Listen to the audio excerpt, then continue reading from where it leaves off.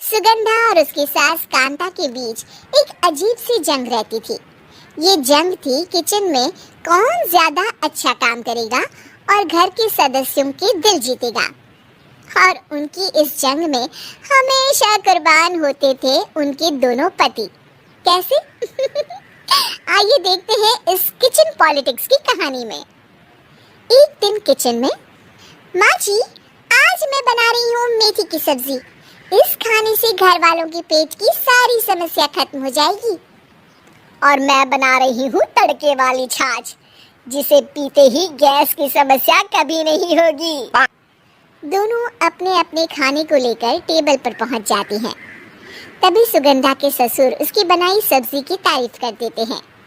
अरे वाह, मेथी की सब्जी भी बनी है, बड़ी ही स्वादिष्ट है। वाह बहू वाह। अरे बहू, लेकिन इसमें इतनी सारी मेथी बर्बाद करने की क्या जरूरत थी?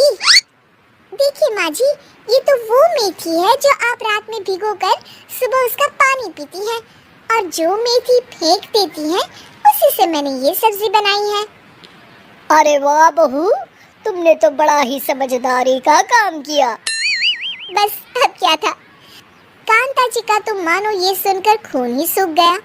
वो फैसला कर लेती है कि किसी भी तरह वो अपने खाने की तारीफ लेकर ही रहेगी और सुगंधा को किचन में उसकी कमियां गिनाएगी। कांता फ्रिज खोलकर देख रही होती है और फिर सुगंधा से कहती है, अरे बहू, ये क्या, पूरा फ्रिज गंदा पड़ा है। तभी वहाँ सुगंधा का पति आ जाता है। वो सुगंधा को डांट कर कहता है, सुगंधा, तुम्हें कितनी बार कह रखा है कि वायरस फैल रहा है, साफ सफाई का पूरा ख्याल रखना है, लेकिन तुम किचन में इतनी गंदगी रखोगी तो कैसे चलेगा। सुगंधा सास की तरफ देखती है जहाँ वो मुस्कुरा रही होती है। सुगंधा समझ जाती है कि सास ने उससे बदला लेने के लिए ये सब किया है।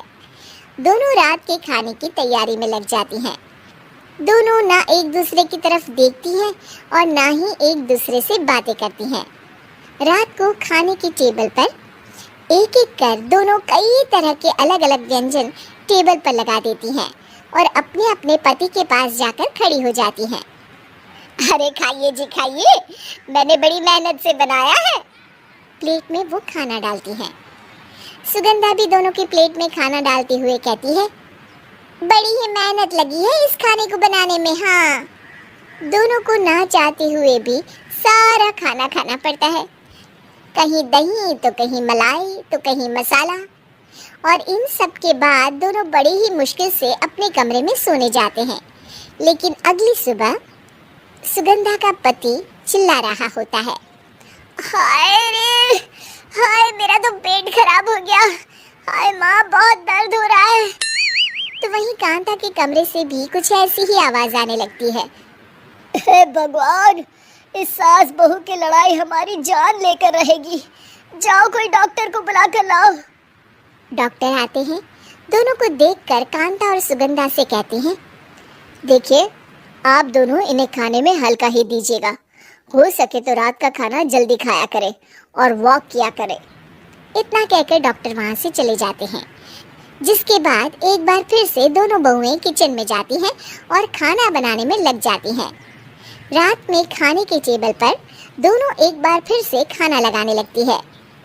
पापा जी, मैंने ये पतली मूंग की दाल की खिचड़ी के साथ ये पापड़ और पुदीने की चटनी भी बनाई है।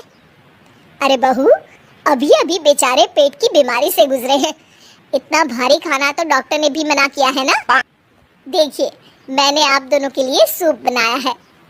और दोनों उन लोगों की प्लेट में खाना डालने लगती हैं। तभी दोनों एक साथ बोल पड़ते हैं, बस करो, हमें माफ करो। हमें नहीं खाना इस घर में, ना खिचड़ी और ना ही सूप। हम इंसान हैं, एक वक्त में एक ही खाना खा सकते हैं। बस करो, हमें माफ करो। हमें नहीं खाना इस घर में, ना खिचड़ी और ना ही सूप। हम इंसान हैं, एक वक्त में एक ही खाना खा सकते हैं। इतना कहकर वो दोनों वहाँ से चले जाते हैं। कहानी का अंत।